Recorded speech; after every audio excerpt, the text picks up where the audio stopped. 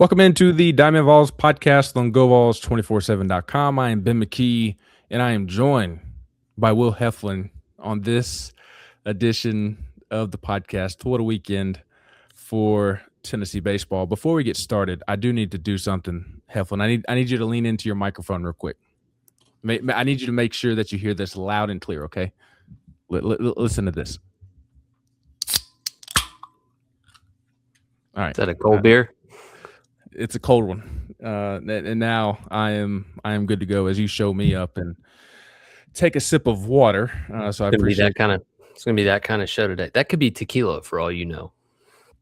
It could be tequila. For your sake, I hope it is tequila to get through this podcast. I know it's the day after Easter, which I hope everybody had a very merry and happy Easter. I know it's the day after Easter. I know it's a Monday night, but do not judge me for drinking a cold one as we record this podcast, because what a Monday it was for Tennessee basketball and the transfer portal. As we press record here, of course, Jalen Carey elects to announce that he is entering the portal. So that is 4 players, I believe, today that have entered the portal, between Clarence Masamba, J.P. Estrella, Bishop Boswell, and Jalen Carey. And then when you add in Cade Phillips, who announced on Friday, that's 5 Tennessee basketball players in the portal so far. The Lady Vols do not have a single player on its roster at the moment. I guess they do have a high school signee, but they had 8 possible returning players for next season. In Kim Caldwell's 3rd year, none of them will return. So it was quite the busy day for portal news. And then, Tennessee baseball did not have a good weekend. Should have swept LSU. Instead, they are now fighting an uphill battle to make the NCAA tournament. Right now, they are a bad baseball team, maybe average at best, if you want to be Mr. Optimistic and view it through the prism of, hey, if some of these games are very close to going their way, they can't be too bad, but I don't think anybody's saying that. So I say all that to say, don't judge me for not even enjoying, but needing a nice cold beverage to help me get through this podcast. And hey, I didn't show my drink. I did not say what my drink is. So for all you know, it could be just a perfectly clean Sprite with nothing in it. But nonetheless, I feel like a lot of Tennessee fans were sipping on a cold one on Sunday and into Monday, Mr. Heflin, as they tried to cope with what was the weekend of Tennessee baseball. You didn't think it could get any worse than what happened at Vanderbilt last weekend, but Tennessee found a way with what transpired on Friday and Sunday. I've said multiple times over the past few weeks that you literally cannot make this up, and then more that can't be made up keeps happening. So maybe we need to start trying to make it up, and we'll be right, because if I'm going to be Mr. Overly optimistic, we might be the best 7-inning baseball team in the country. You know, you say the team's bad. Well, hell, we led for 24 innings. Too bad they don't play softball. I don't know that we've.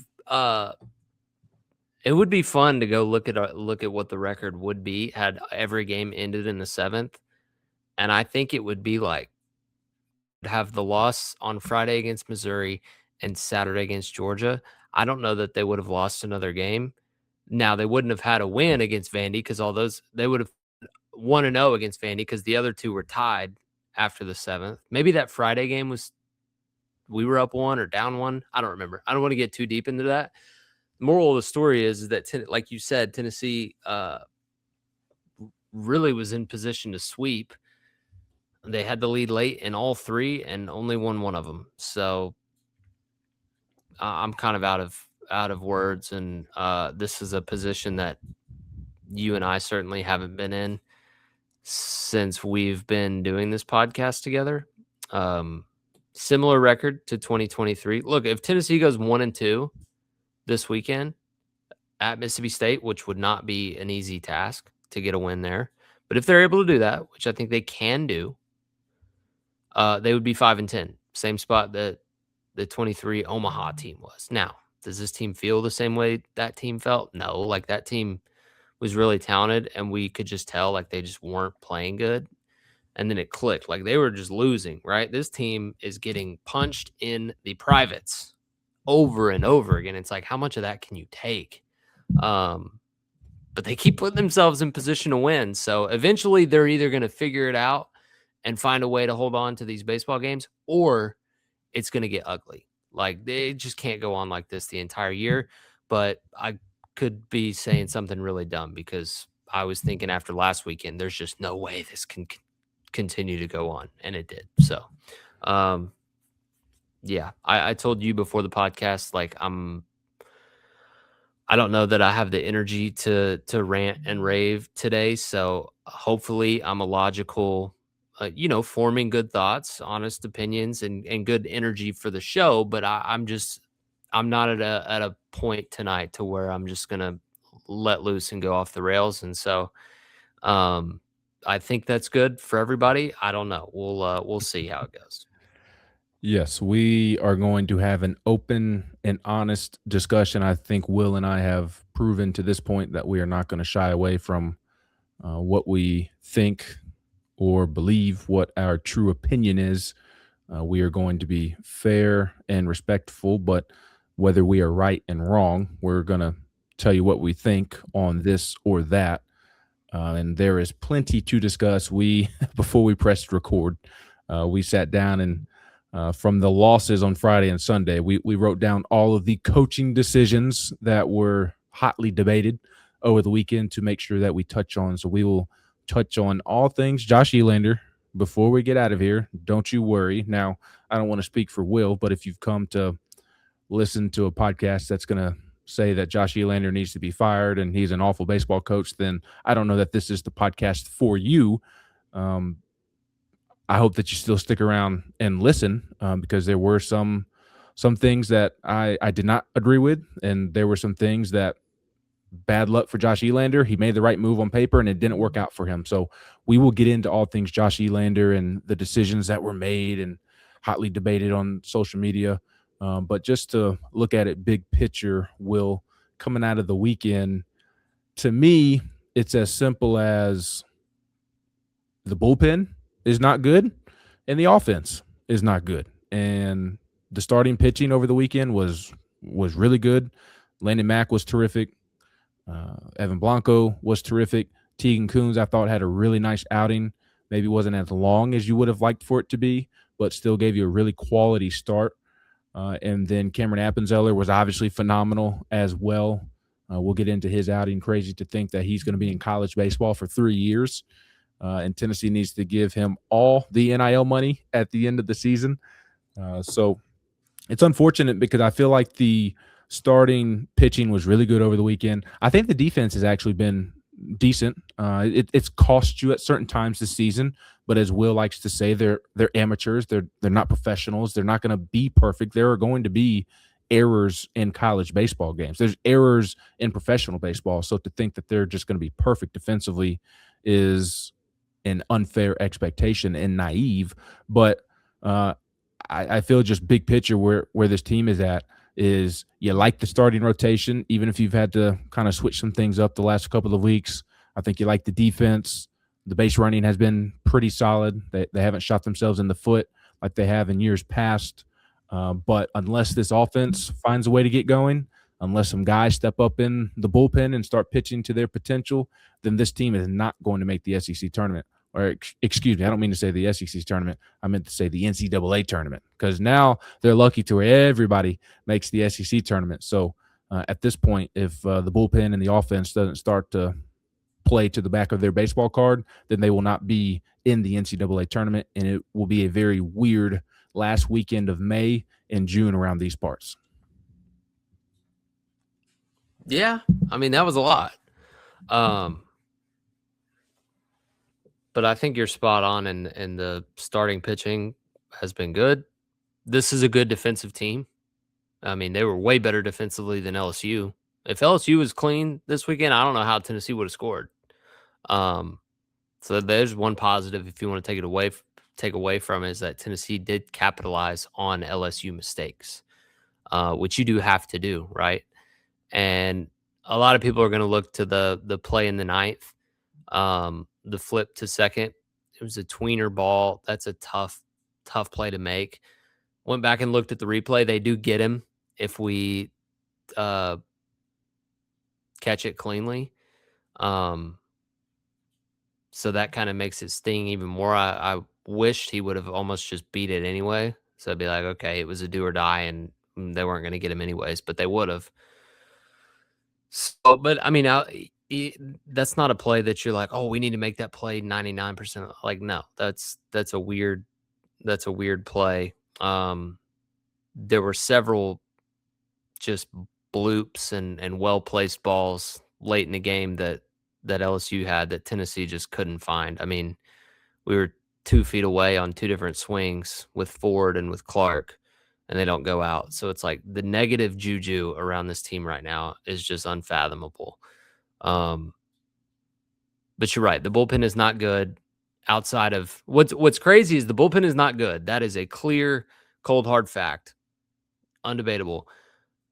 They also have the best bullpen arm in the country, or, top numbers wise. You can't be any better numbers wise.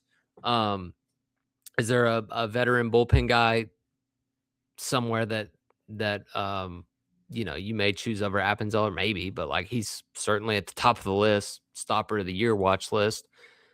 And outside of him, it's like we can't even get. You take Appenzeller out of the bullpen, and I think they have like an 11 ERA combined. And it's just a ton of guys who have no belief in themselves right now, don't want the ball. There's just no conviction coming out of their hands. Like, I know the Krenzel situation is tough, but like Abraham was awesome last week, right? First batter he faces in extra innings, he dang near yipped. Like, it's like he T-Rex armed it. It wasn't even close. There's a lot of that. And then offensively, we're hitting 227 as a team. That's tough to win in the SEC at 227 as a team. Your 2 high caliber, middle of the lineup guys, Blaine Brown, Henry Ford, who are supposed to be carrying you. Henry Ford's hitting under 200 in SEC play, and Blaine Brown's hitting like 219. You have no chance if that's your 2 and 3 hole. You have absolutely no chance. We don't have a single guy over 300 in SEC play. Grimmer's the closest at 289. 289. And that's your best. And he was really slowed by back injury to start the year. Really tough to win that way. And I'll give you a little foreshadowing on the sack bunt decision offensively. Just remember those numbers when you want to criticize that decision. Because there's plenty to criticize, but that ain't one of them in my opinion. So yeah, it's good because we can pinpoint, right, what needs to improve. But it's not great when it's both sides of the ball. And I guess if you want to say, well, at least they're going to stay together because they can't point fingers at each other. It's like, yeah, maybe they both kind of click it in unison because they could sure use the help. I mean, the bullpen could sure use the offense, giving them a 7-8 run cushion instead of 4. And the offense could sure use the bullpen holding on to some of these 4-3, 5-4 type games. So, yeah, just to further hammer home your point of those offensive numbers in SEC play, when you look at what your main guys did this weekend, Manny Marin didn't have a hit. Henry Ford had 1 hit. Levi Clark had 1 hit. Jay Abernathy had 1 hit. Garrett Wright had 2. Reese Chapman had 3. Blaine Brown had 3 as well. He had a nice Sunday to bounce back from a tough Friday and Saturday in which he combined to strike out 6 times. And Trent Grenlinger and Blake Grimmer both hit 300 for the weekend. They were the only players to hit better than 235. They were the only players to hit better than 235 this weekend. And well, I don't want to get caught up in one weekend averages. You know what I mean? Like that's a small sample size, but you can take the average over 4 series now. Yes, for sure. But a lot of, I guess the reason I'm bringing it up is because everybody's hammering home this decision Elander made, that decision Elander made. This guy needs to be cut from the team, and yada yada yada. Yeah. The bullpen that is, and it's like, yes, there were some questionable decisions made. Yes, the bullpen was awful, but I think people are forgetting just how poor the offense was because everybody was talking about Cameron Appenzeller on Saturday night, rightfully so. The offense had what, 3 hits in game 2? They did. Like I that. believe they had 3 on Friday night as well, Yes, or and 4. 5 some I got it right here in front of me. They had 9 hits on Friday night. 9? Yeah, I know, hard to believe, isn't it? 9 hits on Friday night. They did leave 9 runners on base as well. They did not hit well situationally. They were 231, 3 for 13 with runners on base, and 0 for 8 with runners in scoring position in that game. So it was, even though they had 9 hits, they still did not have a good offensive outing. And then Saturday they had 3 hits, and Sunday they had 5 hits in 12 innings. 2 of those 5 hits came over the last 9 innings. They had 3 of their 5 hits in the first 3 innings, 2 hits the rest of the way after Blaine Brown hit a grand slam to give them a 5-0 lead. The offense has been putrid, and the point, very similar to yours, that I was making by these individual numbers this weekend is like, you're just not going to win series no matter what happens elsewhere on the team. You're not going to win series when the sophomore class doesn't produce, when Henry Ford doesn't produce, when Blaine Brown strikes out 6 times in game 1 and game 2. Like, you're just not going to win games. You're not, and especially against the arms you're facing in this league.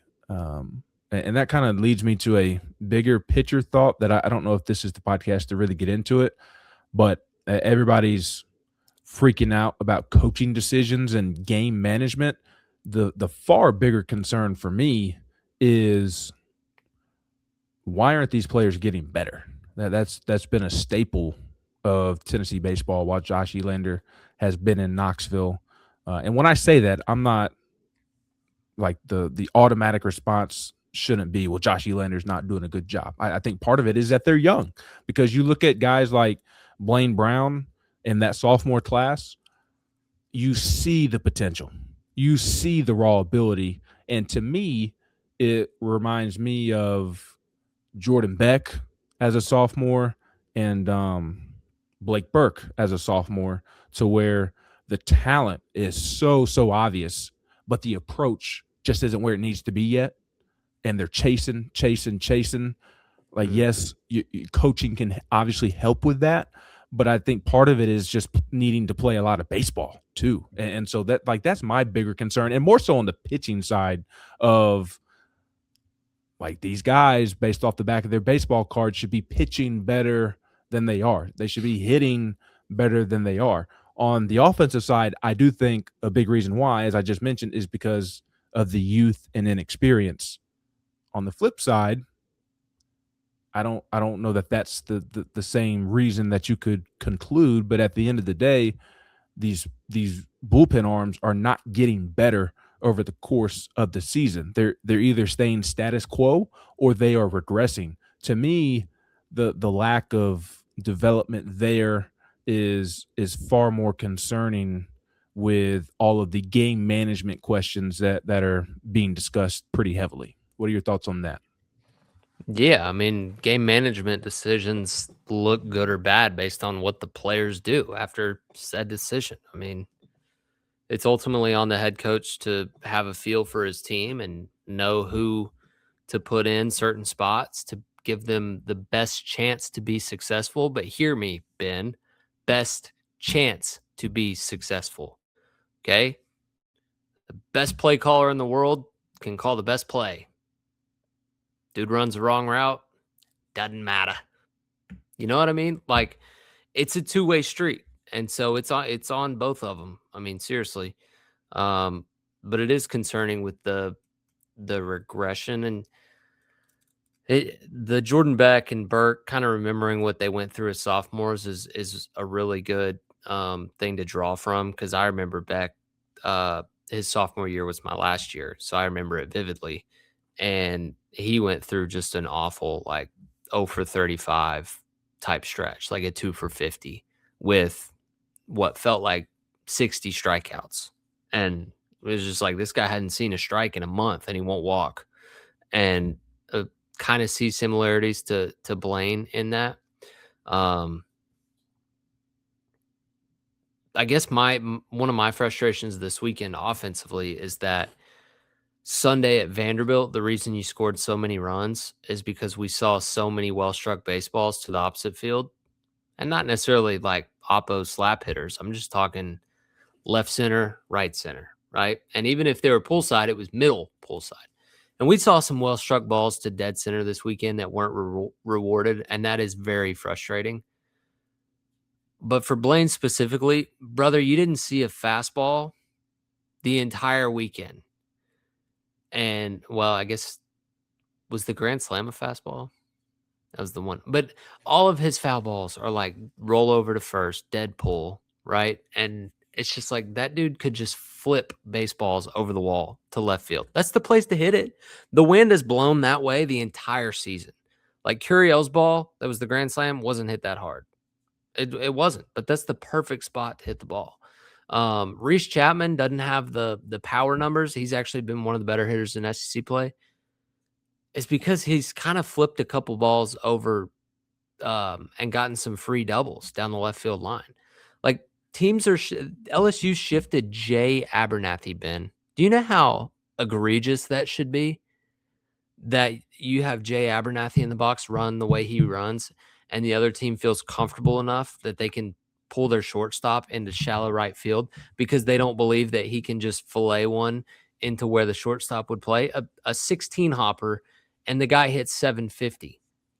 And the only reason it's 750 is because every now and then he's a touch later and he hits a line drive at the third baseman standing there in the 6th hole.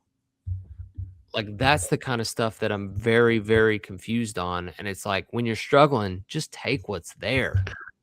Just take freebies, you know? And look, I know they're all spinning, right? I'm spinning too. And who's to say that's not the game plan, right? So well, that's why I want to stop you and ask you this. It feels from the outside looking in, covering them on a daily basis, I think you would agree with me. This team feels more analytical than ever in this era of Tennessee baseball. We know for a fact it's that way on the pitching side with Frank leaving and moving on to the big leagues and getting younger, but also on the hitting side. And not that Josh wasn't doing this before and Tony wasn't doing this, but a lot of talk about launch angle, exit velo. I look down on the iPad and I see this, I see that. We see the defensive shifts that they are routinely putting on, which I'm not criticizing them at all for that, because that is what today's game of baseball is. I watch every single Yankees game. Every single big league club does it. It's just what baseball is today. How many times, I mean, you just mentioned it, LSU shifted everybody on Tennessee's roster. Tennessee felt like shifted everybody on LSU's roster. So I say all that to ask you, like, is it poor execution or is it poor game plan on Tennessee's part? Because or just stubbornness. I just it's an issue. I just think it's a baseball issue. I don't know that that's a Tennessee baseball issue. I just think that's where the game is at today. And right now, Tennessee's players aren't doing a good job of succeeding within this new era of analytical baseball. Yeah, I've gone on this rant before. It's got to be a blend of the two. Like, I like to draw from football because most of our listeners know that really like better than baseball. At the finer details, the analytics are in every sport now. Like you can pull up every 4th down situation from like the other 40 and to the goal line, red zone. And it's like, oh, what do the analytics say? Go or kick, right? And there's coaches that they're going with what the numbers say every time. And there's some coaches that are going every time. They're aggressive every time. And there's some that, play it more by feel. But most of them blend the two together. And I just think there's a certainty and a safety to going with what the numbers say, when your eyes may tell you something different. And again, like, the sample size isn't big enough to use that as an absolute truth, in my opinion. If a guy beats the shift twice in a row, maybe the analytics weren't completely accurate on that guy. Maybe we should adjust them, And so I just think Elander knows the game so well. He's got to trust his gut. And I'm not saying he's not. I mean, I interviewed him after the game Saturday because I did radio with John, ran down to the team room, interviewed him and Appenzeller. And like, when we went off air, I don't know that he'd be honest with me anyways, but I straight up was just like, how you doing, man? Like, how's everything going? Like, kind of gave him that look like, hey, be honest with me. Like, how are you as a person, because this shit's heavy on him. I mean, it has to be. He's in such a weird spot. And he was he was so optimistic, didn't change a beat. He was like, man, we are so close. Like, these guys are so close. And I was like, I mean, good for you. It's hard for me not to believe him when he says stuff like that, because it's like, I know we think it's a sprint and we get caught up in, oh my gosh, the record's this, and you have 18 games left, you have to do this and that. And it's like, baseball can turn on such a dime. Like, they could rip off 6 in a row just as easily as they could lose the next 6. It's a weird game, and we do have to remind ourselves when we get emotional about it, but the feelings and the thoughts and the observations so far are fair. We just have to try to make sense of it all and be optimistic, but also try to make sense of it, because it truly is baffling. Like, you would think if it was going well, Ben, we wouldn't have this conversation, right? We'd be like, oh my gosh, they're so smart. They're using the analytics. They're taking everything this program was built on, and they're just adding another element. They're elevating it even further. But it's like every freaking button that they press right now is wrong. And it's like, at what point can we say, look, they've tried everything under the book. There's an issue in the locker room that's deeper than the stat sheet, that's deeper than the talent level. And I'm not saying there is. We're not to that point yet. But I'm saying eventually some of these buttons got to be correct. Otherwise, I got some deeper questions to ask, like I just asked. I'm not there yet, but I'm on the way.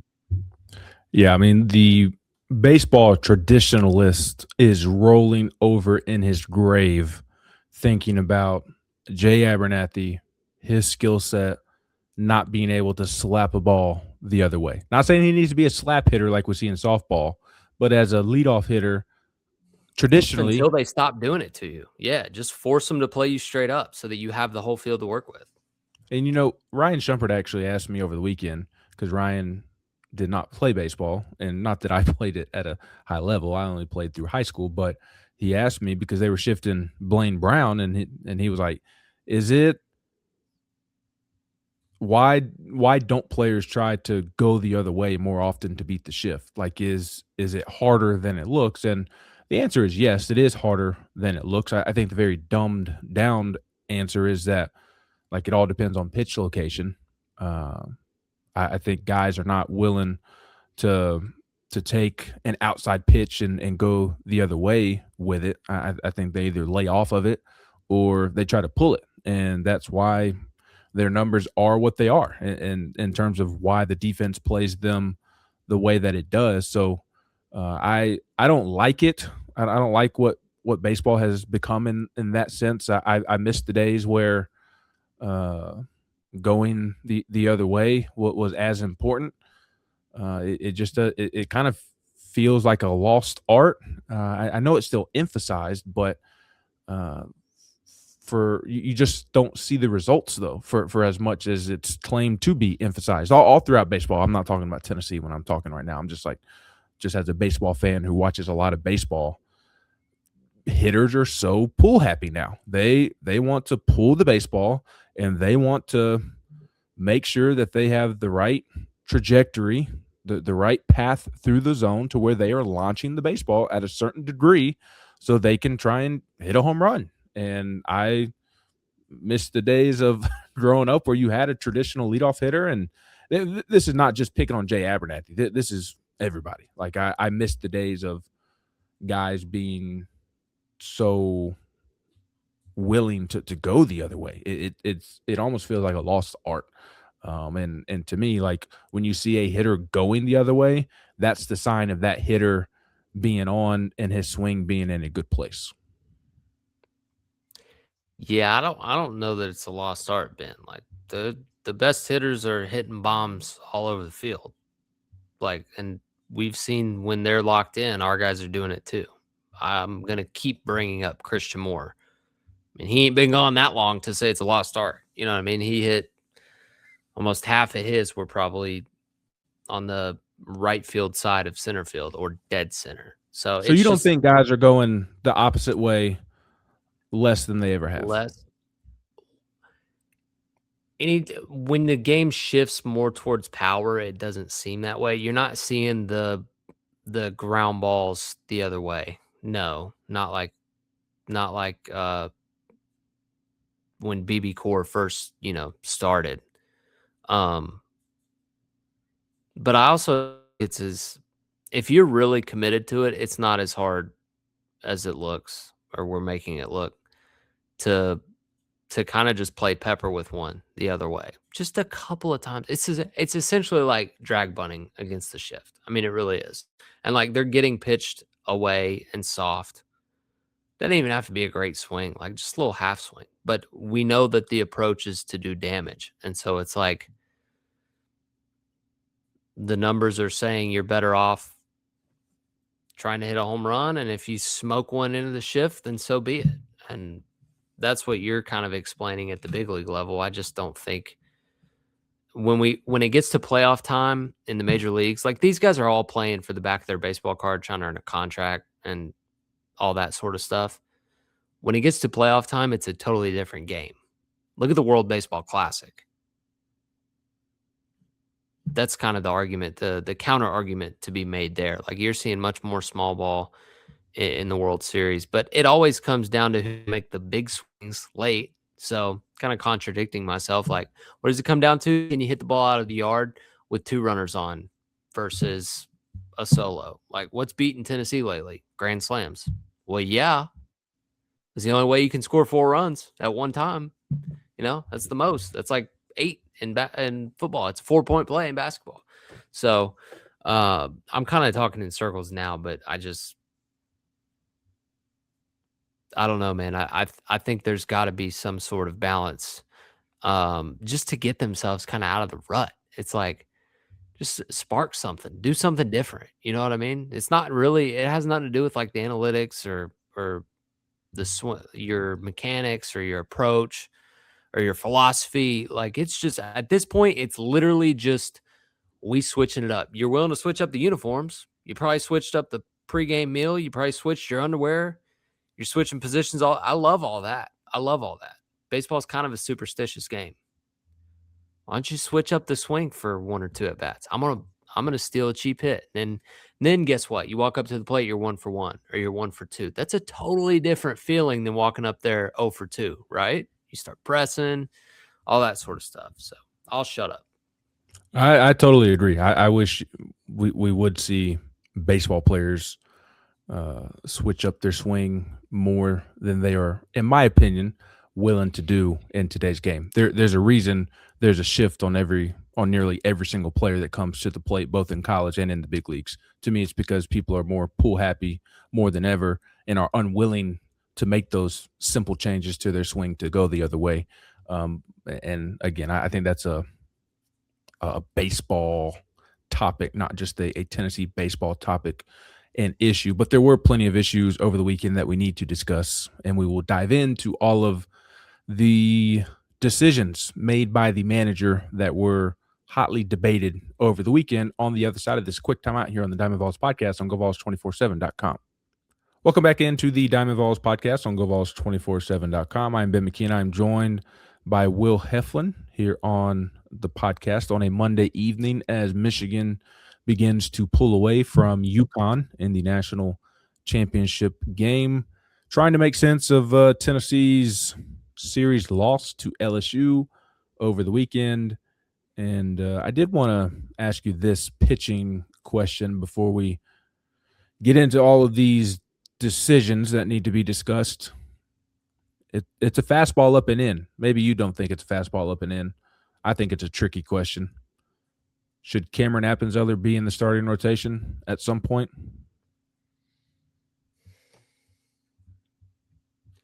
I mean, has he earned it? Absolutely. He earned it weeks ago. Should they do it? Does that help him win more? Probably not. That stinks for him, but yes.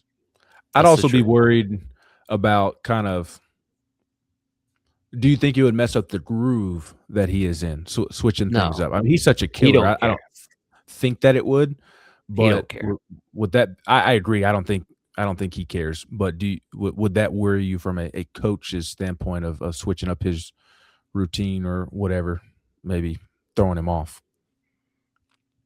I'd just let him run and know that if you have a lead in one of your first two games of the weekend, you can go to him. I mean, he's got to be your first option. You can't worry about saving him for Saturday or I think from here on out, if you have a lead Friday, it's him. And if you don't, then you save him for Saturday. Yeah. I mean, I think after this past weekend, I don't know how he vaults to the top of the pecking order in the bullpen, even surpassing. How he doesn't or does. I don't see how he's not number one on our totem pole of trust. I don't – it feels weird to say, but I don't see how you don't slot him ahead of Brandon Arvidsson, at least temporarily. Oh, it's not even particularly close right now. I mean, I'd almost consider moving Arvidsson back to starter, and I would probably trust Teagan more late in the game right now than Arvidsson. And I love Arvidsson. Everybody knows that, but he's one of those guys that needs more time to kind of settle in, right? And the first inning would be nice for him to kind of just the starter role. You know, I just think he'd be more comfortable. And I think Teagan he looked good this Saturday. I'd be good with him staying in the Saturday role. But if you ask me after Appenzeller, who would I want to close out a game late in a one-run game? Like, it's probably Coons right now. Outside, I mean, you know what I mean? So, like, he's proved that he can pitch out of the bullpen. He did it against Vanderbilt. So maybe you have to move him to the bullpen and bring Arvidsson back starting. All right. We've got a lot of decisions to discuss. It does start with pulling Landon Mack on Friday. Before we talk about that part of Landon Mack, what did you think of his outing, which to me was his best of the season? Yeah, best of the season, probably best of his career given the competition. He was phenomenal. He set the tone. He gave you a chance to win. He had the little discomfort deal and worked right on through that. And he was just he brought energy, but I didn't think it was too much. I thought it was a well put together outing, very, very, very encouraging for Mr. Mack. What did you think about when Josh Elander decided to pull him? Again, it was a terrific outing for Landon, his best of the season, in my opinion, and he comes out to what was it? He got pulled in the eighth. For the eighth is when Brandon Arvidsson came in. Tennessee is up 4-1 at that point. So Tennessee has a 3-run lead when Landon comes out and Brandon comes in the eighth inning. Did you have a problem with Josh Elander pulling him at 94 pitches at that point? No. And what was it? What was the quote exactly? There was something with I don't want to misquote here. It was something about his diabetes. Yeah, Josh didn't say, like, the reason he pulled Landon was because of the diabetes, but it was just kind of a bunch of reasons packaged into one, and one of those reasons was Landon's diabetes were messing with him throughout the course of the game. I believe he told Chad Zerker on the Vol Network during his postgame interview that at one point they, like, pulled out forgive me, I don't know the correct verbiage with how somebody manages the diabetes and the pack that they have, the Well, patch, I believe it is. they had a deal on the mound when he and Woody went out there, and Right. they formed a circle to kinda block off the Yes. cameras, and they did something. They pulled it Um, out.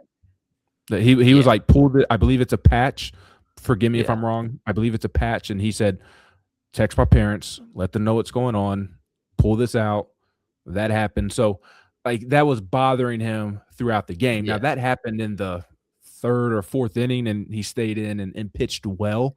So yeah. he was able to pitch through it quite well. I don't think anybody got on base against him while he was dealing with that. But to Elander's the point that he was trying to make is, I think, like, that paired with he was at 94 pitches. It's still kind of early in the season. You're not, maybe not early in the season is not the right way to put it, but you're maybe not at the point of the year to where you're just 110 pitches, like, go as long as you would like. You're getting close, but I don't think you're there quite yet in your first outing of April. But I think those factors all piled into one is why he went to Arvidsson, and that was the plan going into the weekend. They pulled Arvidsson from the rotation after one start because Josh Elander and the coaching staff felt like the best opportunity for them to win was to have Elander pitch twice a weekend with Bo Rudy as a factor as well. It's the 8th inning. You're 6 outs away. Landon's had an issue with his side throughout the course of the game. He is at 94 pitches. He did say that the decision was made prior to the length of the bottom of the 7th, but you had a pretty lengthy bottom of the 7th. And so, like, the situation that you drew up going into the weekend presented itself right then and there.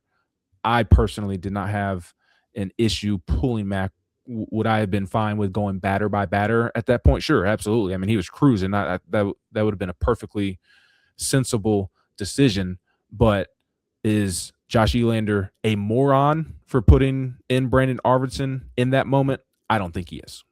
Well, look, how many times have we seen them do the batter by batter, and then guy gives up a home run, and then they come out, and we're like, "Oh, left him in one batter too long." And it's like, we don't know what was said. The reason I asked about the diabetes thing, I don't know anything about it. And I forgot it was that early. I thought it was more like the 5th, but you're right.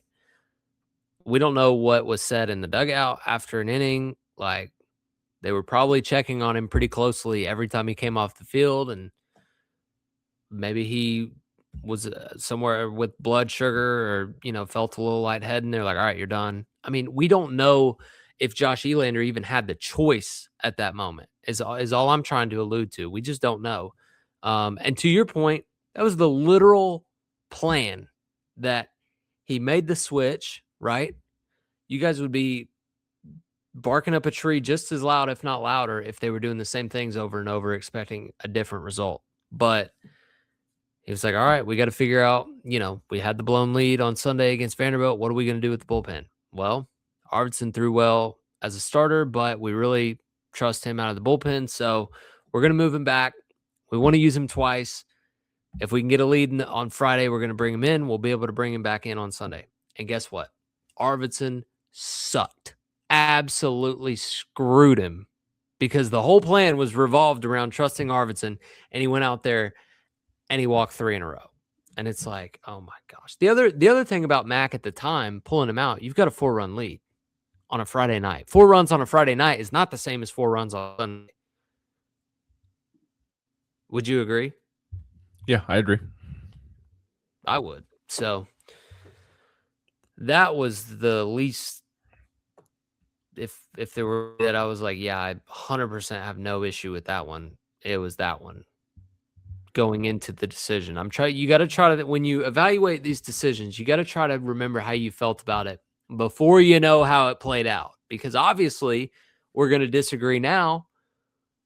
I wouldn't have brought in Arvidsson. Absolutely not. Would you have? Would anybody else? No. Would you have pulled Rudy after his first strikeout? Yes. It's like, well, duh, we know what happens. None of us have a crystal ball. I think to me, in hindsight, of course, because I had a lot of trust in Arvidsson going into that moment, didn't you? Yeah, I felt great. I obviously don't trust Arvidsson now after the weekend as much as I did going into that appearance, but like in that moment, it's like, okay, max at 94, you could potentially squeeze another inning, go batter by batter, but like it makes sense. You have a 3-run lead. You're bringing in.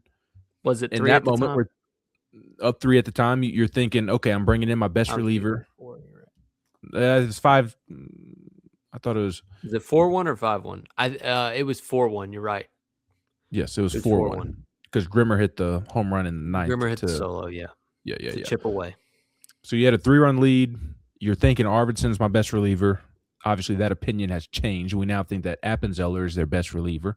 But like you're bringing in your best reliever. Like he should be able to close that game out.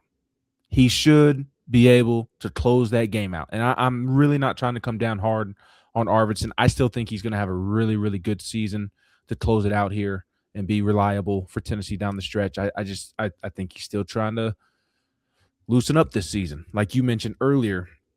But when he's we can't turn on him now. I mean, we've been driving the Arvidsson train for a year and a half. I mean, between him and Newstrom, like I think I gotta ride the wave at this point. Well, and the Arvidsson and Newstrom's situation are two totally different. Well, yeah, I'm just saying the My Guys Club, the Heflin Club this year has not been quite as on point as years prior. We'll say that. Right. But to me, like Friday night, everybody's mad at Elander for pulling back Arvidsson. And there's another aspect, we'll dive into it here in the moment, of did he wait too long to pull Arvidsson? But to me, it's like, I think like managers ride their best arms. They do, for better or for worse. They live and die with their best arms. In college, in the professional ranks, if your best reliever, which was what the thought was on Friday, that Arvidsson's your best reliever, in hindsight, maybe you do, maybe you should have gone to Appenzeller. I think that context has changed coming out of the weekend. I don't think you had that context in that moment. So Arvidsson is your best reliever. Managers all throughout baseball, throughout the course of baseball history, they live and die with their guys. And so could you make the argument that he should have pulled Arvidsson after the second walk? Very fair thought. Very fair thought, because I think it was pretty obvious Arvidsson did not have it. But coaches, managers, they believe and have confidence in their guy that even though they've walked the first 2 guys, they've walked the first 3 guys, he's still the best option to get the team with a 3-run lead out of the jam within that moment. So I don't. Everybody was mocking Josh for having confidence in Arvidsson because that's what he said post game. Like all managers think like that. What's he supposed to say there? That too. But what did you think of that? That was the other hotly debated move, is keeping Arvidsson in for as long as he did. Arvidsson goes to begin the top of the 8th in a 3-run game. Walk, gets the can of corn to shortstop. Jake Brown, lefty on lefty matchup, and then they go to Bo Rudy. Do you have a problem with Elander riding Arvidsson through the 3 walks, or would you have pulled him in the midst of those 3 walks? I don't mind trying to let Arvidsson work out of that situation because he is more than capable of doing so. And in that moment, who do you trust more? And maybe the argument and criticism there is it's Friday night, set the tone for the weekend, bring in Appenzeller. Maybe that is the criticism of, you do have Appy, who could have come in and closed it out for you. But aside from Appy, Arvidsson's your dude that has to get it done in that moment. And I don't have an issue with the coaching staff having faith in their dude being able to work out of that situation. Yeah. Had you gotten out of that inning and been tied or had the lead and not gone to Appenzeller for the ninth, I would have had a huge problem with it. But anybody who says like, oh, I would have went to Appenzeller right after the second, you wouldn't have even had Appenzeller in the bullpen. You imagine if your plan went perfectly up until that point. That's the other thing is like, I would have pulled Arvidsson after the second walk. How long has Bo Rudy been throwing? I mean, he just tied his laces. Appenzeller faced 2 hitters. It's not like you're going to have somebody getting hot when you bring in your best arm, like you said. The only thing you want to do as a coach, making pitching decisions, which is one of the hardest decisions to make in sports, is like, do I go for it on 4th down? Who do I put in the game to pitch? Like those are the two that are up there for me, right? This is what Frank and Tony said, and I can only speak for them because that's who I played for.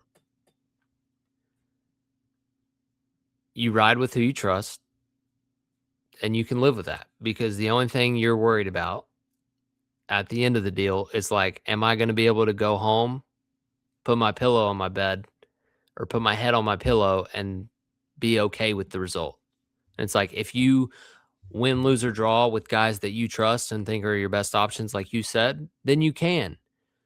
But if you let's say you pull Arvidsson after 1 walk and bring in some guy who's way further down on the totem pole and stuff still unravels that way, like you're going to be kicking yourself. You're going to be like, well, we should have just let Arvidsson work out of it. Like he's kind of sporadic anyways. That's the other thing about Arvidsson is like, how many times, Ben, do we see him come in, he sprays it for a minute, and then it's like bang, bang, bang, 3 strikeouts, he's out of it, and the rest of the game, it's like he's unhittable, right? That's kind of what he does all the time. So my only critique is let Brown, he got out, and then you pulled him. At that point, he got an out. Who was Say that again. Cerna? Say that again. You cut out for a second. My only real critique is like you let him face Brown and he got an out. At that point, I probably would have just rode him. Cerna was up. And Rudy came in and struck out Cerna. So like for that particular, but obviously with Curiel lurking, that came back to bite us. But wouldn't Arvidsson be the better matchup for Curiel, lefty on lefty? Theoretically, yeah, but Rudy's probably better for the Cerna matchup. But I just that's kind of how Arvidsson operates, and so it makes it even tougher. It's like, okay, are we going to ride with him?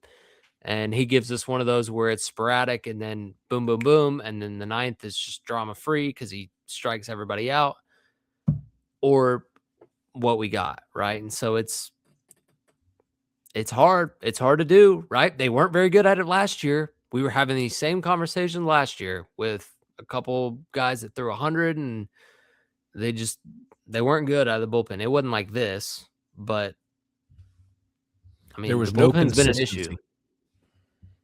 Yeah, I mean, we didn't trust anybody last year out of the bullpen. At least we have Appenzeller. They're going to start using him twice on weekends. He's going to be the first option, and if Matt can give him length, they won't have to use him for 69 pitches, and he'll turn around and he'll throw again on Sunday. Appenzeller on Sunday is going to make Tennessee fans feel like $1 million because it will for me. And guess what? He's not going to be perfect the rest of the year. 18.1 scoreless. He's going to give up some runs eventually. He's going to have a bad outing at some point. And we're all going to be pissed. But we're going to roll him back out there. And we're going to roll Arvidsson back out there too, because guess what? Those are our options. Dude. That's what we got. Yeah, he's good. Brandon Arvidsson's a good pitcher. He didn't have it on Friday night, unfortunately. And that's, just really simplifying things. That's where a lot of this falls is like the manager's decision professionally, this level, does your guy go in and execute? If he goes in and execute, then you made the right decision. If he goes in and all HE double hockey sticks breaks loose, then it was the bad decision. Yeah. There's like the guys got to execute, and that's not completely absolving the coach. But on Friday, like my true opinion is like I just could you have maybe done things a little bit differently? Sure, but there weren't any decisions made that were just absolutely like, why in the world did you do that? Like pitching wise, I did not like in the moment while the moves were being made. I did not think that any moronic decisions were being made. I think if you want to, really question one thing, and I think it would be fair, is do you let Arvidsson survive those 3 walks as we discussed? Do you go pull him when you see that he doesn't have it going pretty quick in his outing? But as you mentioned, he's been sporadic. He kind of works himself into trouble, works himself out of trouble quite often. And in that moment, Appenzeller is the only other person in the bullpen that I that even comes remotely close to the same level of trust as Arvidsson going into that moment. So I don't think it was as dumb of a decision as it was made out to be. And like Bo Rudy going to Bo Rudy, then he gives up the grand slam. That I mean, the wind got him and helped carry that one into the porches. Like that was more of a pop fly than Kirill barreling up a baseball and Bo Rudy just making. So that was just really unfortunate luck. It was more that than Wasn't like Kirill Aaron B just days. no. So like Those the were pitching, hammered. the thing that I did not like on Friday, it wasn't necessarily the pitching decisions, even if there's some fair questions to ask. The thing that I absolutely did not like was in the bottom of the 8th. LSU takes a 6-4 lead, so Tennessee is down 2 runs in the bottom of the 8th inning, and Trent Grinlinger singles with 2 outs. So it brings the tying run to the plate. Levi Clark works a great at bat to draw a walk. So you have the tying run on first base. You have runners on first and second, 2 out. Garrett Wright is at the plate. Levi Clark represents the tying run on first. I have no earthly idea why Jay Abernathy did not pinch run for Levi Clark in that moment. To me, that was a baffling decision because now Garrett Wright's at bat was horrific. He struck out on 3 pitches, but he represented the go-ahead run, and he had the tying run on first in Levi Clark. And it is not at all out of the realm of possibility that Garrett Wright puts one in the gap or smokes one down either line. Garrett Wright, going back to our earlier conversation, he's willing to hit the ball wherever. He'll go to all fields. So to me, having Levi Clark, and not that Levi Clark is the slowest human ever, but when you have Jay Abernathy, game-changing speed, and he's on the bench, you have the tying run on first base, you have a good hitter at the plate, the top of your lineup at the plate, very much could put one in the gap and give that tying run on first base a chance to score and tie the game going into the 9th inning. I was baffled as to why Jay Abernathy was not running there. So then Jay would go to center and Garrett would catch the 9th. Is that what you're saying? Just so Yes. the listeners are clear. You're saying take Levi out. That moves Garrett Wright to catcher, and Jay replaces Garrett in center. Yeah, it's a fair point. Didn't matter because he struck out, but what if it would have? What if yeah, they lose by 1 those run? are the type of moves that he's got to be, processing and thinking. That I did ask him like, how has it been being in the dugout? Because I would be anxious if I was over there on third base thinking about all you have to think about. And he was like, "Oh, I just had to be done, like communication wise." But those are the type of things that he'll get better at. It truly is a fast game. I mean, people consider baseball as slow, but there's a lot of intricacies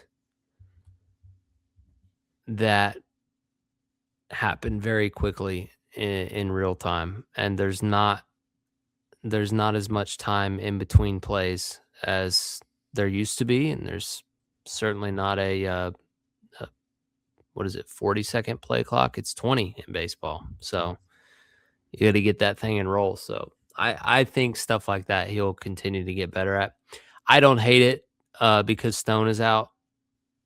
I think that may have played a factor in the back of his mind, knowing he played 16 innings the week before. It's like, I don't want to burn a catcher, and then like Grinlinger's DH. It gets a real cluster F if some crazy ish were to happen. And I forgive him for being able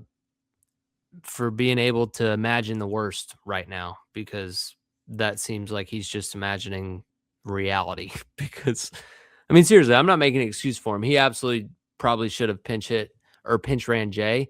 Likely should have pinch ran Jay for Grinlinger with 2 outs. Why? I know it's not the tying run, but it's 2 outs and he's your DH. So you can pinch run for him easier than anybody.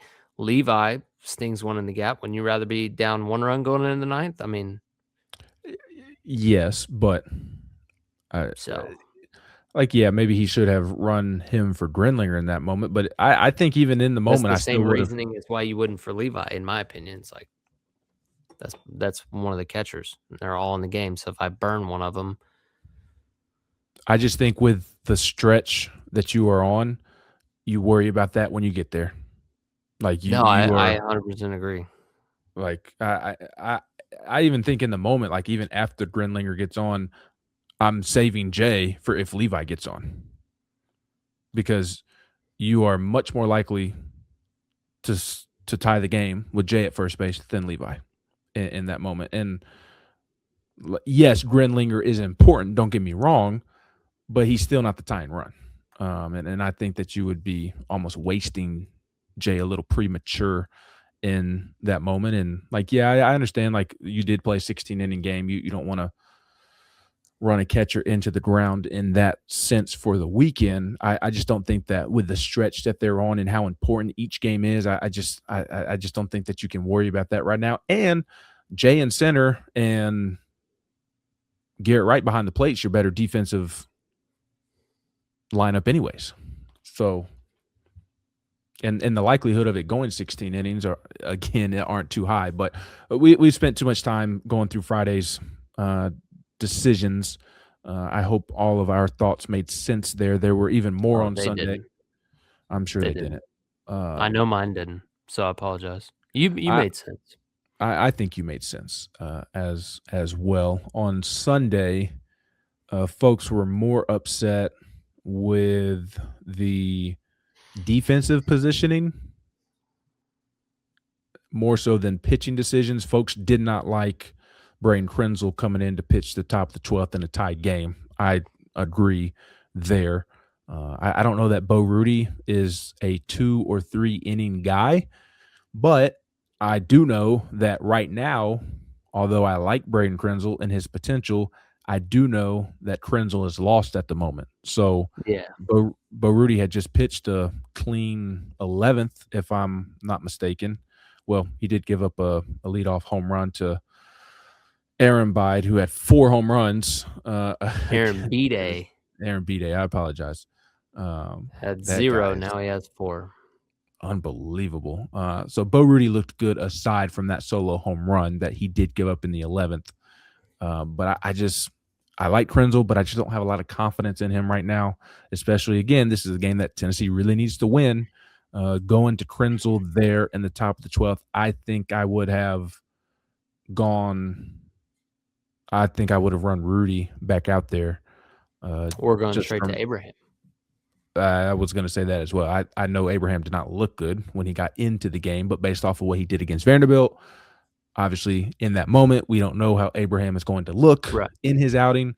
I either would have run Rudy out there for another inning, or I would have gone straight to Abraham. And it doesn't happen in a vacuum. Like, obviously, you get deflated a little bit when Abraham came in. Had he started a fresh inning, could have, been totally different. I like Krenzel too. Yeah, you can't bring him in right there. Not in that spot. He's got to have a midweek outing or something before I'm willing to say, okay, the 12th inning on Sunday in the SEC. Like, I know they had the quick hook, right? It was like one hitter, he hit him, you're out of there immediately. So good on them for that. But that was still a deflator. That it was just like unnecessary. I don't, after Abraham, like, I was fine with pulling Rudy. I don't know that I would have even gone to Abraham there. I may have run Baedo out there, freshman, or Taylor Tracy. I'm serious. I'm at the point where it's like we're gonna try some different names, not just different roles for different guys, different names. I mean, this is I'm the number with one recruiting class, Ben. yeah. I'm And with they trying ended up some. going to Day and Deering, and neither one of them went great. But if you go to somebody like that and an opportunity and you press the right button and he pitches well, everybody's saying, oh, he's kind of got the mojo, right? Like, Yeah. that's the time in the game where you do something like that. And it's risky, but what's the worst thing that could happen? He gives up a grand slam. Oh, They give up 10 runs in the top of the 12th. yeah. Only Like, only this Tennessee baseball team could lose 16-6 in extra innings. I had comments a post game show, and I saw some on Twitter like talking about a run rule, and it's like you missed the final /12. You know, they saw 16-6 and we're like, oh, Tennessee got run rule. It's like they don't have run rules in extra innings, buddy. No, It's they just the do run not. rule in extra innings is 1, and LSU got 9 insurance They on that run certainly rule. they certainly did. I like the idea of trying new names. I do. I don't know that Tracy would have been good in that moment because he's been scuffling of late. It would have had to be a couple more innings into extras before I got there. If I was going to go to a new name, it would have been Bayato, the first one that you mentioned. But I still think I like Rudy back out there for another inning over trying a new name. I think I was an inning or two away from that. I got one for you. All right. If hitting the guy is the worst thing that could have happened, Why not why Blaine not Brown? throw Blaine Brown? What's he gonna do? Walk 3 in a row like Arvidsson? Hey, Arvidsson You know what I was mean? good on Sunday. Hey, it's gonna be 96 from the left side. What happens if he comes in and he pounds his own? Then you got 3 more innings to try to score, you know? And Elander did say in a recent interview, I don't remember who it was with. It was either I with wouldn't John have done that Wilkerson either. on the morning show or pregame interview, but they said that Josh Elander said that Josh Reynolds has been working with Blaine Brown to make some adjustments since his outing against was that ETSU when he walked the bases loaded. That was a while ago. That was a while ago, so that would have I been was wild. halfway joking. I would not have brought Blaine Brown in a rubber match in the 12th inning for the first time in 6 weeks. I wouldn't have done that.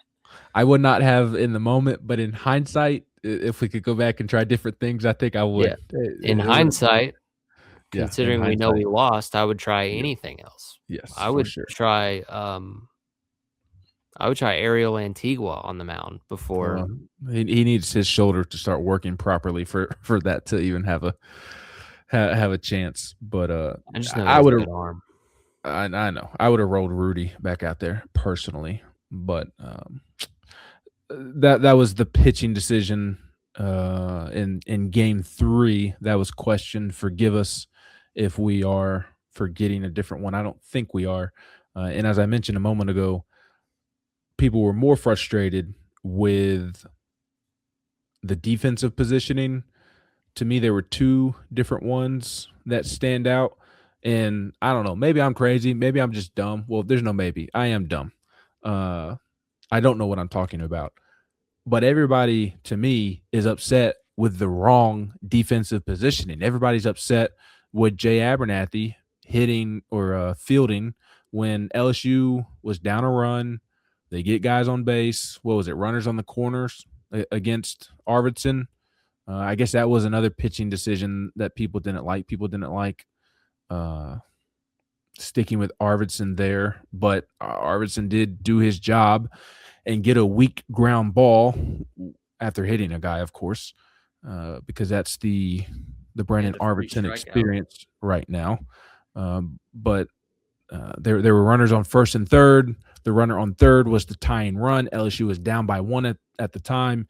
You had lefty on lefty with Jake Brown. We go back to our analytics conversation. Jake Brown is very much a hitter who pulls everything to right field. He pulls everything. So because he pulls everything and had hit the ball to the right side of the field in like his last previous 6 at-bats, Jay Abernathy was correctly positioned in shallow right field in the shift. Unfortunately, to me, this is just all bad luck for Arvidsson and for Tennessee. Arvidsson executes his pitch against one of the SEC's best hitter, gets a very weak ground ball into no man's land against the shift, and unfortunately, Jay is not able to get to it in time and get the out at second, the force out at second to end the game. Very frustrating because to me, you had it played perfectly. You induced the weak ball. It just did not work out in your favor. People were very upset with Tennessee being in that shift, and that was absolutely the correct defensive alignment in that moment. I don't understand why everybody is so upset with that. I understand being frustrated because that play tied the game with 2 outs and ultimately cost them the game, but it didn't cost them the game because any Tennessee coach or any Tennessee player made a bad decision in that moment. Yeah. If I would have done anything different, I would have had Manny more on that side of the bag so that he can field that and throw it to first. Rather than being covering second base and having Jay run all the way over and try to make the do or die play with the glove flip. So I'm with you on that one. I don't understand the frustration over the positioning. I mean, you talked about Brown on Friday or on Saturday. He had the exact same mark next to his name for every at bat. It was 4-3, 4-3, 4-3, 4-3, which for those of you that don't know, second baseman is 4, first baseman is 3, meaning he grounded out to the second baseman all 4 times. So, yeah, you definitely want to have him shifted. I think I probably would have had Manny on the second base side of second base, not the shortstop side. That's fair, for sure. That's easy to say now, for sure, because he probably feels that and throws it to first, and the game's over. But he's not on that side, so Jay has to run over, and they're unable to make the play. But yeah, that one I don't have a huge problem with. Just kind of some bad luck. Like a couple of LSU's hits to start their rallies late were just seeing eye ground balls or backside singles, which, hey, late in extra innings, God forbid we take a opposite field single when the pitch is away. Neither here nor there. You can explain the one that you have a bigger qualm with defensive positioning wise, because I don't remember that one as well. Maybe I just wasn't paying attention. I absolutely hated this. It was in the top of the 12. You texted me about it, and I was like, yeah, you're right, Ben. You're right. Well, I was just making sure I was not wrong or on a different planet with my thinking, but this is the top of the 12th when Braden Krenzel comes in. He hits the first batter, gets yanked after 2 pitches. Chandler Day comes in, gives up a single to Derek Curiel. That single in a tie game, it's 6-6 at this point. Top of the 12th, no outs, runners on first and third. The runner at third is the go-ahead run. And the middle infield was back. And I don't understand, with no outs, why the middle infield, second base, shortstop, would not be in on the edge of the dirt and the grass. I don't know why you would not be playing to cut down the go-ahead run at third at the plate if it's a ground ball on the infield. I don't know why you would be in double play depth. I don't know why the middle infield would be back playing for a double play, because a double play doesn't get you out of the inning. If it were 1 out, then okay, I get it, because again, the double play gets you out of the inning. In that moment, a double play does not get you out of the inning. and that runner on third represents the go-ahead run. That to me was one of the more baffling decisions of the weekend. And to add salt on the wound, Stephen Milam, who hit the infield RBI single, it was a ground ball, a high chopper to Manny's right in the hole. And Manny was kind of able to get to it on a lunge, but by the time he got to it, there was no play anywhere at second base, at first base. So it was kind of it was an infield RBI single that gave LSU a 7-6 lead. In my opinion, had Manny been playing in on the edge of the dirt and the grass, that ball was hit to where I think he would have been positioned, or very much in the area where he could have made a play and either cut down the runner at the plate if the runner tried to score, or could have looked the runner back to third and then gone to first for the first out. Now, the runner, if the infield's in and it is the ground ball hit to Manny, he looks to runner back. He could have gone to first or second. I would imagine the easier play in that moment would be to go to first. So the runner would have advanced to second. You have second and third, one out. You probably intentionally walk whoever's after Milam at that point. Then you have the bases loaded with one out. Then you play for the double play. So the defensive positioning on that one, to have your middle infield back with the go-ahead run on third with no outs, was baffling to me. And then Milam literally hit it to where Manny would have been playing, and Manny would have had a chance to cut down the go-ahead run and keep the game tied. That one did not make sense to me, and then it just got away from them at that point. This is going to sound really dumb, Ben, but I'm going to say it because it's the reason. And I agree with you. There is no reason. The reason you play back and play for two is to avoid the big inning. You got a runner at third. Look at him. If you're listening and not watching, Ben's eyeballs just got so big. Look, hear me out. Do you trust the offense in a one-run game? Just let me finish this. I don't even want to hear it, Will. But it has to be said. It has to be said. It's ironic, but this is the reason. This is the strategy. You play for the double play there. You'll trade the run for 2 outs to avoid the crooked number. Now, I am well aware that they gave up 10 runs, okay? And the crooked number did indeed happen. It happened tenfold. But that's the strategy, okay? I think given the offense in the current position they're in, like you said, Mr. Benjamin, you don't want to give up any runs. You're not willing to sacrifice any runs, and you play in there, and you live with the result. Tennessee could have the 2024 offense back this season, and I would still say the same thing. To give up the lead willingly is crazy. I'm trading a run for 2 outs with the 2024 offense. Yeah, that's crazy. That's crazy to me. That's not crazy. To me, it is. That's not crazy. We'll have to agree to disagree. It's crazy to me. In that moment, under no circumstance, I don't care if you have an all-star lineup at the plate. It's baseball. It's baseball. Just because you have an all-star offense doesn't mean that they're going to get the job done. Preserving a tie game. Wait, that team was going to get the job done. 1 run in the 9th, game was over. It wasn't. Game was over. Single homer, game over. Yeah. Well, I still would have played to keep the game tied and not risk it. I hear what you're saying. You know what's ironic though about that? It's not an excuse. It's not a reason. You know what's ironic? That team featured an infield of Billy Amick at third, Dean Curley at short, and Christian Moore at second. Your best infielder on that team was Blake Burke at first. Those other 3, God love them. They gave us a national championship. I think I would have just played straight up because I don't think they would have made the out at home even if they had the chance. Now that's a better reason than the previous one you gave me.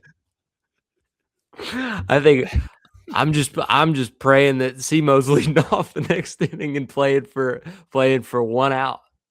You know, Who led off in the bottom? You did at the top of the lineup do up. You had Garrett Wright, Reese Chapman, Henry Ford.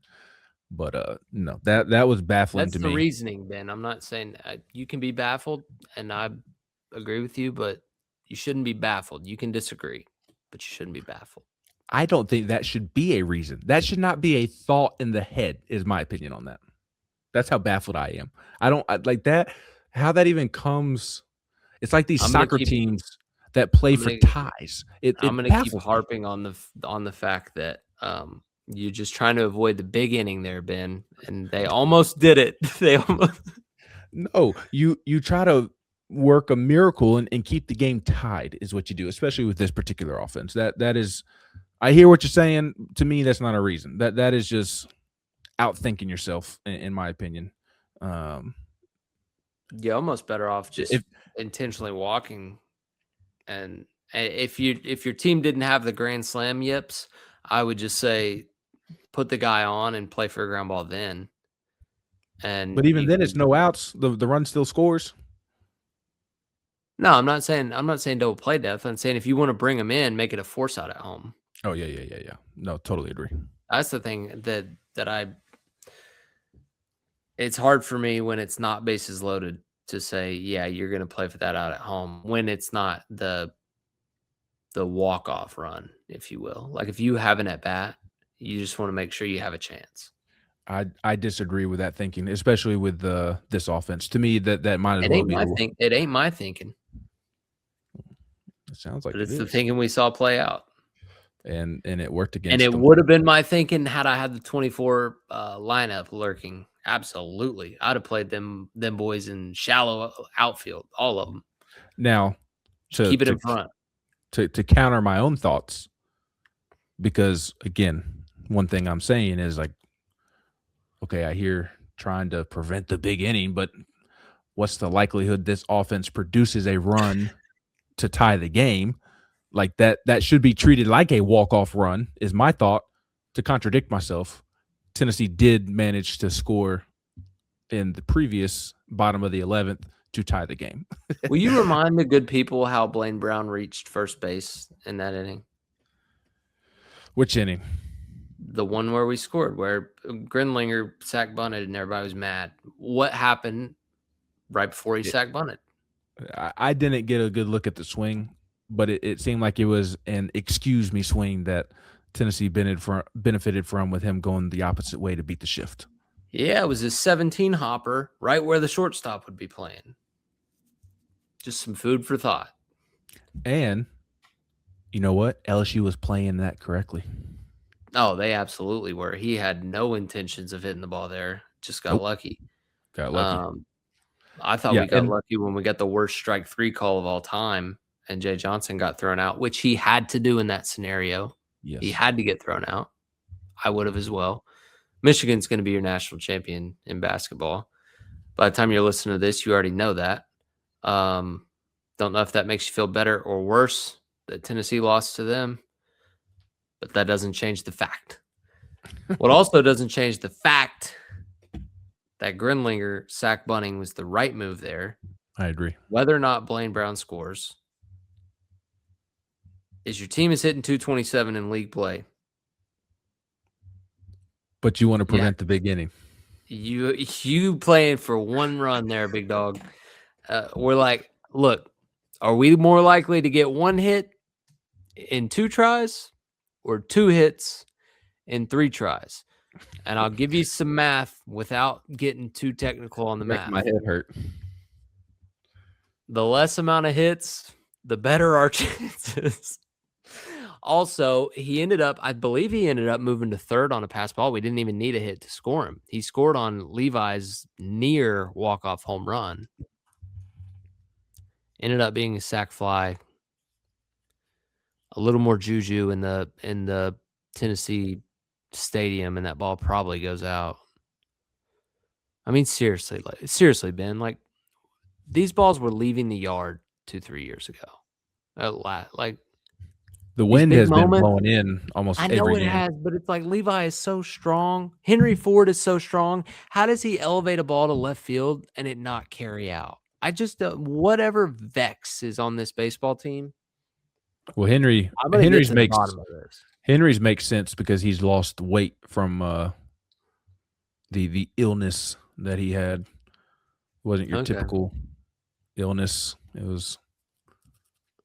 I don't think it's been said publicly, so I don't want to say it. But it wasn't your. He's fine. He's okay. Obviously, he's playing through it, but it's Was it not some, like, embarrassing thing?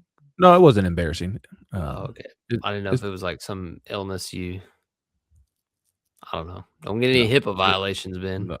I know that's why I'm trying not to say it, but it wasn't like anything embarrassing or like anything like crazy. It's if you heard it, it'd be like, oh, okay, like it's one Did it that you would rhyme with hear. Bono? No, Oh. That was what I was thinking, because that's like a long, when people have mono, it wears on them for a while. yeah. This one it wears on you for a while and pretty serious. It's not your average. Herpes. You're gonna get us in trouble, but Sorry. I mean, Elander mentioned in one of his interviews that he's lost weight because of it. So it's basically been like I'm drawing a blank. I don't know. not If you want me to know, I don't know. So if you want the listeners to know without them knowing or without telling them, you're doing a bad job. If you don't want them to know, either I'm dumb or you're doing a good job. I don't care if they know, but I don't want me to be the one to tell them. But it's not a cold or flu. A little bit more, not COVID either. Like the next step up. He's going to be okay. I mean, I'd rather again, have he's been COVID playing than through the it, flu. but he's lost some weight from that. So my point is, with him losing weight because of the illness he's been dealing with the last couple of weeks, makes sense why his game is a little off right now. I don't understand. We can talk about Max diabetes on here, but we can't say what illness the Ford has. Like, is this some sort of contracted disease? I'm just not going to be the first one that says it publicly. That's not my place. If Josh Elander, I would not have mentioned Landon Mack was dealing with his diabetes if Elander had not brought it up on his own in the postgame press conference.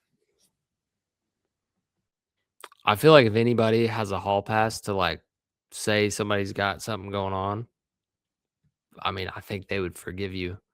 No, not my place. Just like when Billy Amick had his appendix taken out, they didn't want to say that publicly, so I didn't say it publicly because I'm not going to be the first one that says it. Once somebody says it publicly, I'll be happy to talk about it. But I need a coach or the player themselves to mention it first. Don't let me find out. I'll say it. I think that's why he's been struggling. So that makes sense why he's not been able to power some baseballs out. Last couple of things before we get out of here. I mean, Brady Frederick comes in, gives it back-to-back home runs. Like I would have brought Brady Frederick in that moment too.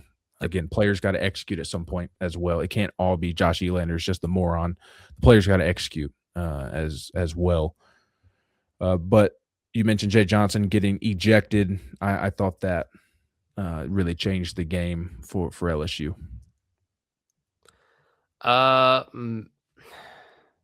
Maybe.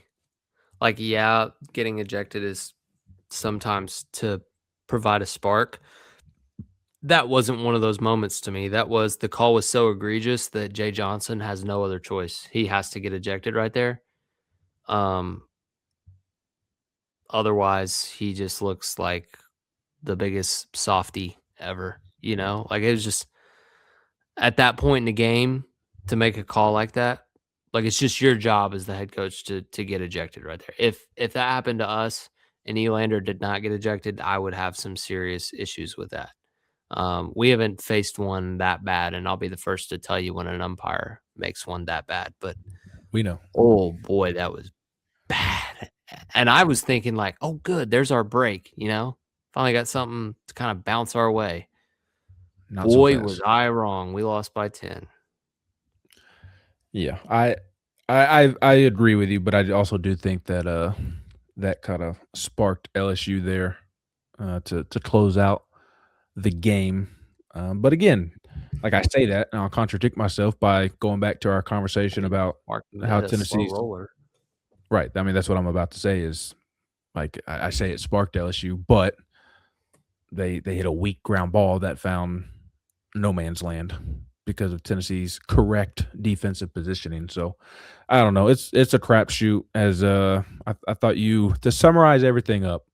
I thought your text this morning when we were texting summed it up perfectly. They just have negative karma. Literally, what can go wrong will. Offense can't buy a blue pit. Every well struck ball is right at someone. I mean that's the name of the game. I know that was mostly you talking about the offense, but like what can go wrong for the pitching staff is going wrong, and what can go wrong for the offense is going wrong, and it's going to be up to them to grab the bull by the horns and pull up their bootstraps, whatever metaphor you want to use, and pull themselves out of this rut. Or, as we mentioned off the top, there's not going to be postseason baseball. Of course, it's not going to be Knoxville this year if they do make the tournament, but people won't be watching postseason baseball at all with the Vols in it come June if they don't find a way to get themselves out of this rut. And it doesn't get any easier this week because now they get to go to Mississippi State and deal with a pissed-off Mississippi State team in the cathedral of college baseball, not named Omaha, that will look to right its wrongs after being swept by Georgia. It's the best stadium in the game. Second best. No, it's the best. It's not better than Omaha. I mean, at a university, not Creighton. I guess we'll leave Creighton out of this. TD Ameritrade is the best. I kept wanting to call it Charles Schwab, but the dude is absolutely sick. It is. I think they're clear number one in terms of best environments, and Georgia went in there and swept them, and Tennessee gave Georgia everything they wanted. So if that makes you feel better, great. If that makes you kind of think this is a terrible time to face Mississippi State, you're also correct there as well. We won't know what happens until it happens. So we wish them the best. And look, Tennessee's as in need as anybody. So I think it'll be a good competitive series. I think it's going to be, if you think closing out games right now has been tough and Vanderbilt against LSU in your home ballpark, see how it feels with a 1-run lead late in Starkville and the leadoff runner gets on. Talk about the nerves and the heart rate going up. We'll see. We will see. They got 6 more series left, Ben. If they win them all, they host. Just so you know. If they win them all, they host. You're saying it won't be in Knoxville, and you're very, very likely to be accurate, but not certain. Well, if you were certain, there'd be no reason to keep playing. And if Tennessee would have prevented the big inning in the top of the 12th, they would have won. They'd still be playing right now. They'd still be playing because we watched them. They're the best first 7-inning team. They're the worst extra inning team you'll ever find. What are we? Is it just the 3 that they've played in extra innings, or is there one more that I'm forgetting? No, it's just that 3. It just feels like more because I think of how the Georgia series ended. Yeah, and there've been a lot of close games. Yeah, they haven't played any games that aren't close, win, lose, or draw. I'll tell you, I feel for Josh Elander and his coaching staff because I think they are better baseball coaches than they are being portrayed to be. Of course, the final product is what the final product is. This is a wins and losses business. That is ultimately how you are judged. But I do believe that Josh Elander is a far better coach and leader of a program than what Tennessee is showing right now. But going to have to find a way to dig themselves out of this hole for himself and his staff to prove that. But we'll see because, like you mentioned, it will not get any easier this weekend. I don't even know who Tennessee plays tomorrow. I do know. They play Northern Kentucky. They're friends from a couple of years ago on Tuesday in the midweek game. Will and I will be back on Thursday or so to preview the weekend. It was good to see Will on Saturday at the ballpark. First time I'd seen Will quite some time. Good to see Berkey in the building as well. I got to see Redmond, Will, and Berkey all in the same weekend, which is always a joy. So I enjoyed that over the weekend. Hope this long edition of the podcast made sense. Apologies if we were not hard enough on Josh Elander. We'll try to be in the future if we weren't. But Will, greatly appreciate your time, my friend. You as well, Ben. One thing I will say, last thing, I think he will get it turned around. He was absolutely the right hire for all the people who are going back and saying, Danny White should have done something different. Go look at perfectgame.com. If you want to win, you got to have good players, and they got plenty of them on the way. And the ones they have there now are good, and they've proven they can develop them in the past. And the guy has yet to have an off season. So if things don't go well, next year, and he's had a full off season, and it's like going the other direction, you may have a case. But can you give the guy at least one off season? I know he helped build this roster, but it's also not fully his yet.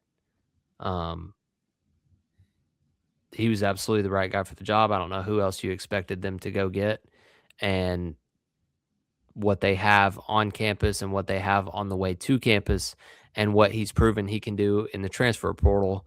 I don't know why you would want anybody else. So it's a tough league. They got to figure out how to win, and they will. So I'll leave you with that. But just keep that in mind when you start wanting to light fires and pitchforks. And this guy was a huge reason in your national championship that you got to celebrate 2 years ago. And those don't come around often in any sport. So They don't. For Will Heflin, I'm Ben McKee. This has been another edition of the Diamond Vols Podcast on GoVols247.com.